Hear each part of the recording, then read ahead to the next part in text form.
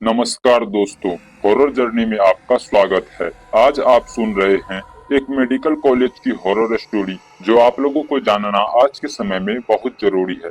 यह story pilot कप्तान अर्जुन की है जो एरोप्लेन में कुछ खराबी के कारण एरोप्लेन गुजरात के मेडिकल कॉलेज से टकराकर क्रैश हो जाती है। चैनल पर नए हैं तो चैनल को सब्सक्राइब जरूर कर ले दोस्तों। आइए यह स्टोरी अब कप्तान अर्जुन के पॉइंट ऑफ व्यू से ही सुनते हैं।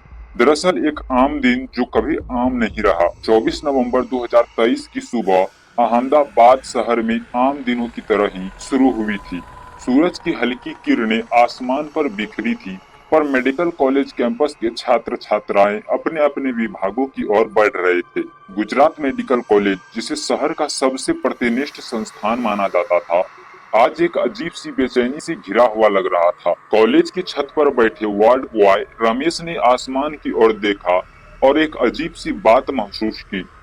कोई हवाई जहाज बेहद नीची उड़ान भर रहा था। इतना नीचे कोई जहाज क्यों उड़ी? उसने बुदबुदाते हुए नीचे झांका, जहां कुछ छात्र भी उसी दिशा में देख रहे थे। इसी बीच एक जोरदार गड़गड़ाहट और फिर धड़ाम। पूरा कॉलेज हिल गया। हादसा या कुछ और? एआई 736 इंडिगो एयरलाइंस की फ्लाइट जो दिल्ली से अमेरिका जा रही थी, रास्ते में तकनीकी खराबी के कारण कंट्रोल खो बैठी। कप्तान अर्जुन माथुर ने आखिरी प्रयास में आपातकालीन लैंडिंग की कोशिश की, लेकिन उनका अनुमान गलत था। विमान सीधे मेडिकल कॉलेज के छत से टकरा गया।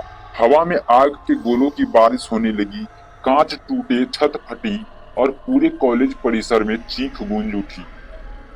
चारों तरफ लाशें बिछ गई।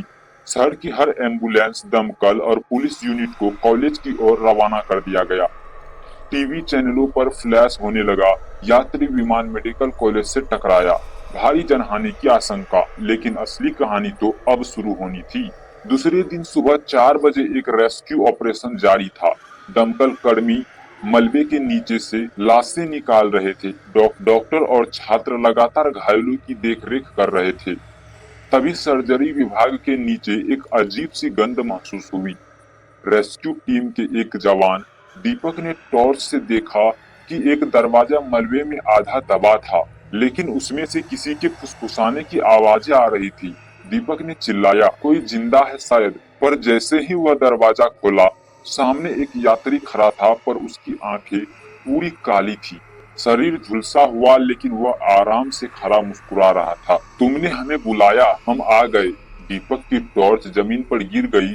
कुछ ही सेकंड में वहां मौजूद 5 लोगों की चीखें पूरे कॉलेज डोर में गूंज उठी। जब बाकी बचाव कर्मी वहां पहुंचे, उन्हें केवल दीपक की लाश मिली।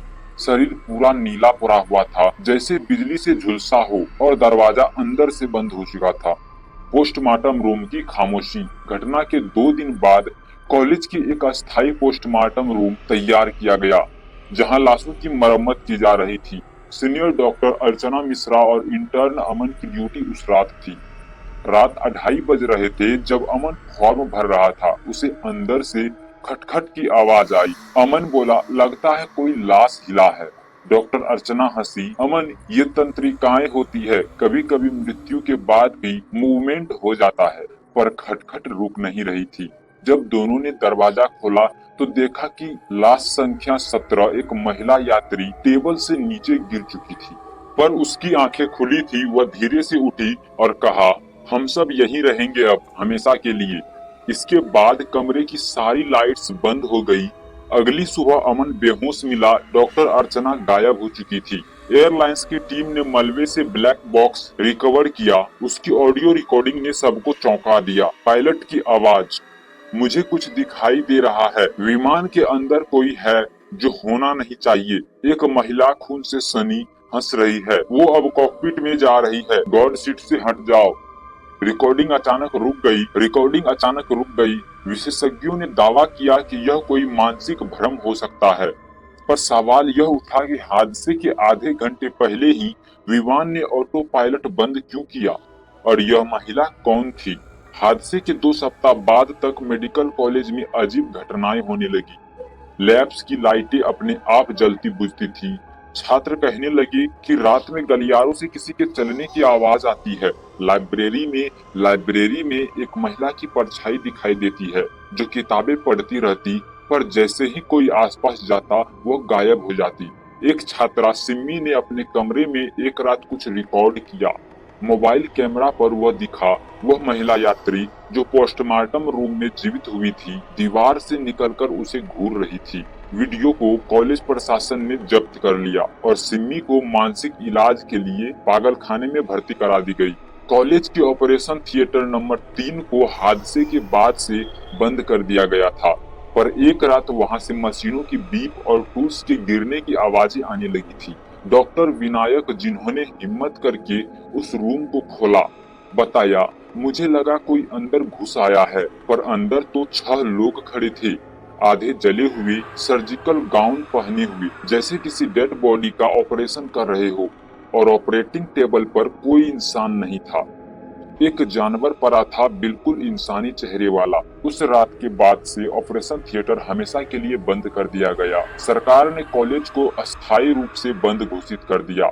आधिकारिक रिपोर्ट में लिखा गया, प्राकृतिक आपदा के बाद मानसिक प्रभाव के कारण असामान्य घटनाओं की रिपोर्ट की गई है, पर जो वहां रहे थे उन्हें पता था कि यह प्राकृतिक घटना नहीं है।